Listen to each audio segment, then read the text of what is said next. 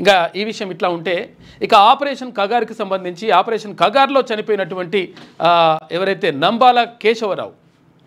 నంబాల కేశవరావుకు సంబంధించినటువంటి అంత్యక్రియలు మేము జరుపుకుంటామని చెప్పేసి అక్కడ నంబాల కేశవరావు కానీ తర్వాత ఇక్కడ మావోయిస్టు పార్టీకి సంబంధించినటువంటి చనిపోయినటువంటి ఎవరైతే మృతులు ఉన్నారో ఆ మృతుల కుటుంబాలకు సంబంధించినటువంటి వాళ్ళు వచ్చిండ్రు. వచ్చేసి మాకు ఆ డెడ్ బాడీని అప్పగించండి, మేము అంత్యక్రియలు చేసుకుంటామంటే అక్కడ భద్రతా బలగాలు ఈ నంబాల కేశవరావుకు సంబంధించినటువంటి మృతదేహం కానీ తర్వాత మావోయిస్టులకు సంబంధించినటువంటి మృతదేహాలు కానీ వాళ్ళకి ఇవ్వలేదు. కుటుంబ సభ్యులకు ఇవ్వాలనేటువంటిది ఇక్కడ ఏది ఆల్రెడీ సుప్రీంకోర్టు కూడా చెప్పింది, తర్వాత ఏపీ హైకోర్టు కూడా చెప్పినటువంటి మాట. కానీ దానికి విరుద్ధంగా వీళ్ళు తీసుకొని పోయిరని చెప్పేసి ప్రజా సంఘాలన్నీ కూడా పోరాటం చేస్తూ ఉన్నాయి, ప్రజా సంఘాలు అన్ని కూడా గలమెత్తుతూ ఉన్నాయి.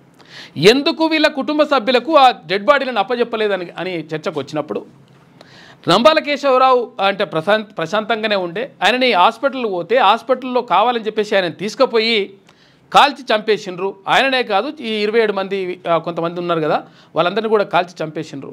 అయితే ఈ 27 మంది తర్వాత ఈ నంబాల కేశవరావు దొరకడానికి కారణం ఏంటంటే కొంతమంది లొంగిపోయినటువంటి ఎవరైతే మావోయిస్టులు ఉన్నారో ఆ లొంగిపోయిన మావోయిస్టులు సమాచారం ఇవ్వడం ద్వారా ద్రోహం చేయడం ద్వారా వీళ్ళు చనిపోవడం జరిగింది. అయితే చనిపోయినరు ఓకే, దానికి సంబంధించి అంటే ఇటువంటివి అంటే మావోయిస్టుల్లో పోయినప్పుడు తర్వాత ఇక్కడ భద్రతా బలగాలకు తర్వాత ఇవన్నీ కూడా జరగడం లేకపోతే వాళ్ళని తీసుకుపోయి ఎన్కౌంటర్ చేయడం ఇవన్నీ కూడా జరుగుతాయి. మరి జరిగిన తర్వాత కూడా శవాన్ని చూస్తే కూడా ఎందుకు భయపడతా ఉన్నారు అంటే ఆ భయపడే దాంట్లో భాగంగానే కనీసం వాళ్ళ కుటుంబ సభ్యులకు ఆ మృతదేహాలని అందించలేదు అని చెప్పేసి వాళ్ళు ఆరోపిస్తున్నటువంటి పరిస్థితి. మొత్తం మీద నిజంగా కూడా వాళ్ళకి ఇవ్వాల్సింది.